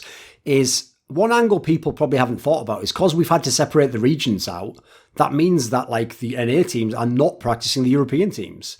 So what is that loss? What happens if we have a big LAN? And let's say we get lucky. Maybe there's a big LAN that can happen before we actually have the major, which will obviously be the dream scenario. So everyone's coming into a major off the nightmare equivalent of a play break that never ended. Let's say we have a real LAN and we throw all the teams back together again and everyone plays. Like, do you think that it will make Team Liquid and EG? Will they be worse? Will they have like decayed? Will they figure some shit out on their own? What do you think? This was going to be my next topic to bring up. I think North American Counter-Strike is probably at its worst state since 2018, since Cloud9 beat FaZe in Boston. I don't like Liquid's not looking great. EG, I'm not super confident in. EG's whack. 100 Thieves feels like they've really plateaued in a big way. That's depressing. The way they've hit a really fucking tough ceiling. Cloud9, I know everyone got excited last year where they had some upsets as ATK. They're kind of like, where are they gonna how are they gonna get good? MiBR is falling off. I mean, I don't see a whole lot of promise in the North American scene. I guess Liquid's the one you got to hang your hat on, but they're going to be massive. They're going to be massively rusty. And this is even before the pandemic hit. All these teams talked about, we were stuck in NA for 2 weeks before the event. We haven't been able to get any good practice in. There's only like 2 teams, and now even worse. All like the fucking MDL and tier 2 teams and players are jumping ship to Valorant already to be like streamers or pro players there. So there's going to be even less teams in North America to practice against. So I think that this whole region is going to be in a very, very tough spot moving forward. I just want to know which. There's no more relegation, right? So it's not even like, why would you even like? A lot of people are not even going to bother starting a team. Oh no, of course, yeah. I just want to know which NAFCS pro got the cursed monkey paw and just said, "I wish we had a really proper player break this year."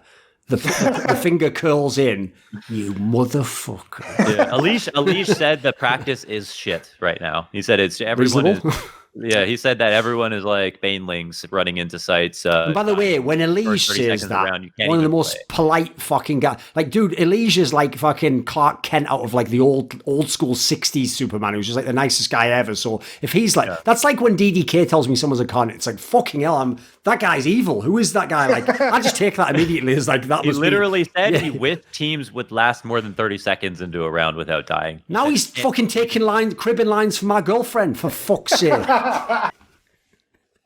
Stop stealing material. All I'm going to say is I'm not a Zipnix. I'm not operating at the end of the game 1v3 fucking, with everyone just like, how does he do it? Fucking, he's stuck it as well. Like, he's stuck the ending right to the last second. Thank you, Alish, for setting that up. Your alley-oop was fucking glorious. Dude, what's the deal with the 100 Thieves? They are not, in terms of talent, anywhere close to any other team. And then, dude, here's the thing as well. They already were falling off heavy. I mean, even are they technically always overperforming? Because if you look at their roster, it's not that good a lineup on paper. I don't know what the hell makes it work so well. If you from that perspective. Can I make a bold statement about 100 Thieves? I don't think it's going to be bold to the people in this call. I think it might be bold to the public. I think at the end of the year, I might even make a post-it note. I think dropping Kassad and picking up Imapet at the end of the year can be considered the worst roster change of 2020. I agree. Because there's another thing. That's got real potential for worst roster move. As much as it's hard to know what a coach does, and listen, I have talked to some of these people, including Kassad, but even then you're just guessing off information that they gave you and trying to draw conclusions. All I'll say is, like, it's rare that you have an example like this, because I think 100 Thieves is the best example, where because the pieces before him weren't really anything like this, and they definitely didn't work in this way, and then when he was in the team, they started to get pretty good, and then he went out the team to the Valiance team, and then they regressed again, and then he came back, and then they got split, and then it's like, I've almost never seen it where it was almost like they were proving that Kassad's like a massive reason as to why they got their shit together. So yeah, the idea that they're kicking him and they were slumping anyway. Like, listen, I like Imapet. Like, I think he can be a coach for some teams. I personally think he should be assistant coach. No, but the problem is, I don't feel like that's the team for him. Well, okay, and the other thing is that on 100 Thieves, like, they have been cited in saying that they have a very quiet team overall. Like, yes, like Kassad fits that perfectly. Like, Imapet's another quiet person as well. Quiet person. I mean, he might be able to stand his ground in the practice and stuff, but you can see what his impact is when he's standing behind a team at a LAN. That team maybe it needs, like, he can balance out a team that's overexcited, but not the other way around. It's just not in him. Yeah, I don't know. I don't know what the logic is. I would wonder. I would guess my first question to the guys at 100 Thieves, if I see him at an event, or maybe I'll just DM him, would be: did you drop Kassad because you wanted to pick up Imapet, or did Imapet just become available and you just reached out and got him? That would be like I feel like a very important question about the situation. But like, Imapet always strikes me as someone who's probably a phenomenal in terms of like analysis and coming up with like, some tactics and some small things. Yeah. I don't think he's going to be like any kind of motivating presence. I don't think he's going to be able to assist and help with like communication issues the way someone like Kassad would. And more than anything, with that team that 100 Thieves has, like that's another team like we talk about Liquid, where you need someone who is going to be able to like get some emotion and some blood boiling in the players. You need someone behind you that is going to rile the guys up and get them focused. And I don't see that in I'm a Pet. I also don't see it in Adren, ironically, but there he is. I just looked it up actually. I'm a Pet is 23 years old and will turn 24 in like a few months. Right, that's actually disappointing because I was hoping he was going to be like 20, and maybe it was just that he's young or something, and if you give him a couple more years, that you get your voice and stuff. I think if you're almost 24, I don't know that you're going to turn the corner and all of a sudden like alpha fucking people out of nowhere. Like I did, looking at that as young. You all don't need to know about my past, so never you mind. I still, to me, that's young. Like for a coach, especially. Like I mean, I don't think we're going to be seeing 24-year-old coaches in like 10, 15 years if we're still playing this game. Mate, Chet's already had a pretty fucking incredible career when you think about it. He started as a Twitch moderator for Tarek. Now he's coaching top 10 teams in the world in Counter-Strike. That's pretty damn impressive. It's going to be depressing when he's back on the old mod team again. I heard you get paid for that now. By the way, that would be the most depressing moment of your entire career. Yeah, like you do the 100 Thieves thing for a while. It doesn't work out. But you guys, you do the 100 Thieves thing. It doesn't work out that well, and then all of a sudden, like one day, you get the message from Tarek. He says, "Like, oh, I need you to come back." You go, "Finally, they've seen the light, right? Yeah, right. I've had some ideas about what Stan can do. I think we can get. Oh no! I just need someone to mod the chat today. Like the kids be whiling." Yeah. I've been blowing up lately. And then even worse, you go like, "Oh, all right then. Shall I start now? Can I have the stream keep?" I mean, listen, you can't turn down a gift offer, right?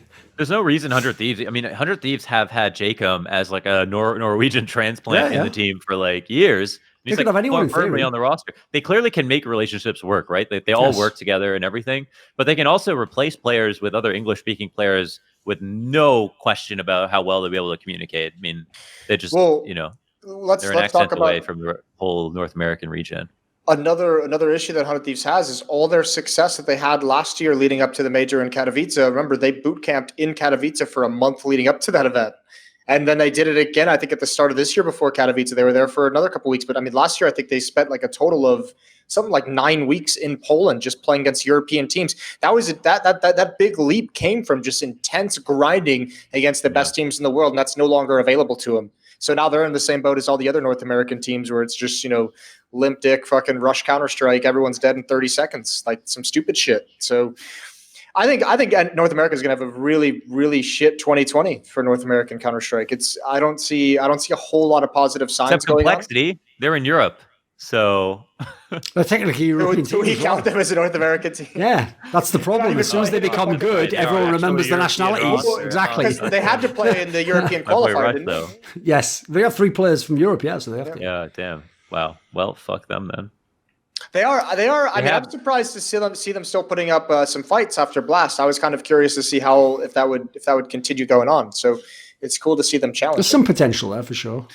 Yeah, sometimes I wonder how much impact the actual owner of the team has. Even with like Jason Lake and I mean him calling out his team on Twitter about playing too much Valorant. That's cool with me. And also Carlos seems to have created this fun energy on the team, where like Nexus creating funny videos on Twitter and they're like bantering and like having more fun and stuff. I think the best thing Carlos does for that G2 Counter-Strike team is, as the owner, when he comes out publicly and helps them laugh off the stupid shit that they've done in the server, like when they failed to defuse the bomb, like that's still a meme. And every time they lose and every time they're going into a big match, he's like, "Yep, we're going to lose another one. Here we go." Like just taking that pressure off. I think that's actually fucking super cool work from Carlos to be doing that kind of shit.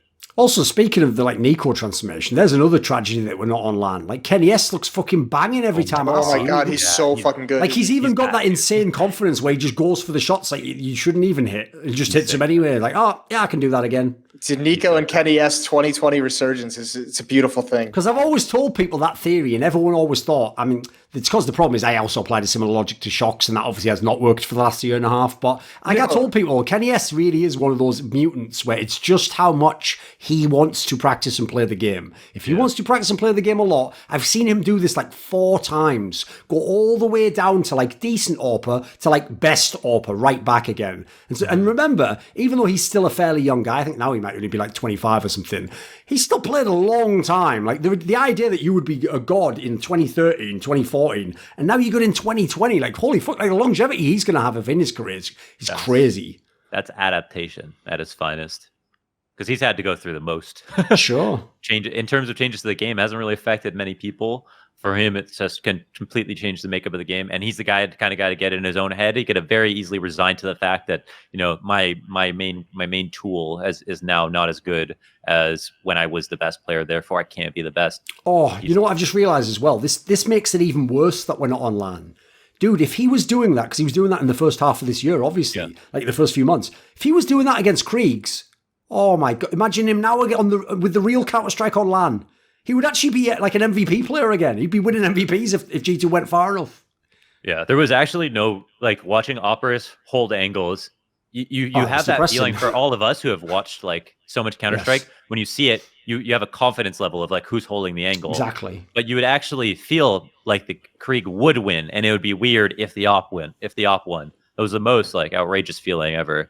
So it's almost like, I know they didn't, but it's almost like they did design the scope on that gun to fuck with the AWPer, because you can just strafe out and be jiggle peeking him all day long, and then the second he fires, you're just going to get the kill, aren't you? It's like, it's almost like they made it to fuck the AWPer up, and the reason why I don't like that is, like, no one was complaining the AWP was overpowered. If anything, was walking a fucking tightrope in the game, because it was so economically expensive. So the last thing we needed was a gun that makes the AWP even more hard to use. People always forget about balancing based on the price of the gun. Like that's the most important part. It should come back to the economy in some way, and people just think like this is too strong or this is too weak. We're not thinking about the how strong it is for the price, because it should ultimately affect the economy. But that's such a of course, it's so hard to balance for that stuff.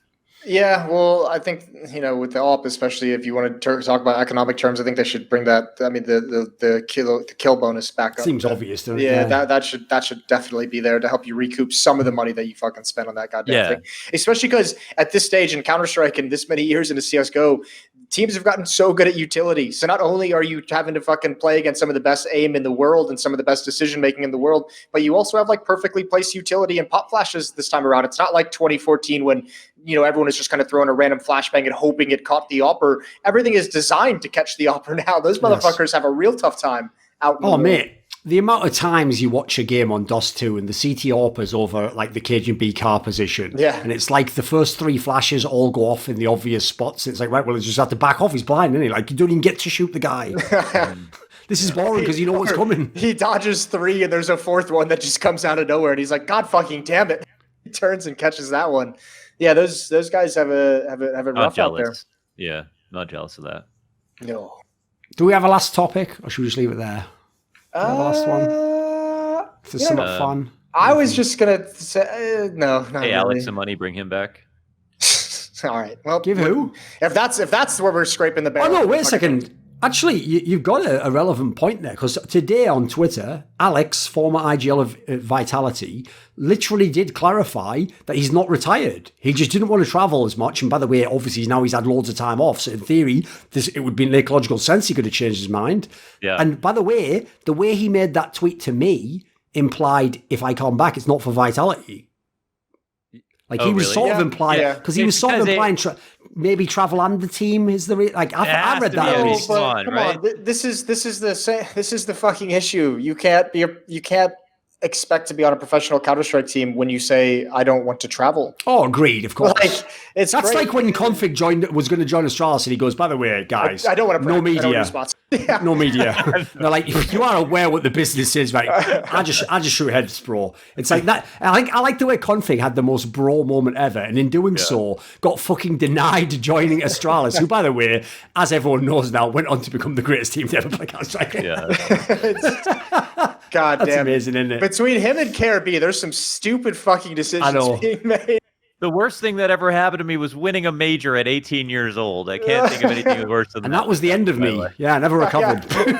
I know, like, give me a breakthrough. No, but that's the angle I want to ask, right? Is because remember, the thing people keep forgetting is, because Alex is fluent in English and fucking French, like, mate, he literally speaks with a London accent. He literally could obviously go and join any team as an IGL. And I'd be interested in that because I'm not sure it'd work because I've only seen him operate with one team. But I did think they had some good setups for Ziwu in that team. And sometimes on some of the maps they look like they could play. They used to be able to play Overpass. Usually if you can play a T-side of Overpass, you've got to have some nous as an IGL. Yeah. So if you think about it, right, it's rare at the moment that people want to pick up other IGLs. Like, he's a guy who could go anywhere. Like, for start of any NA team.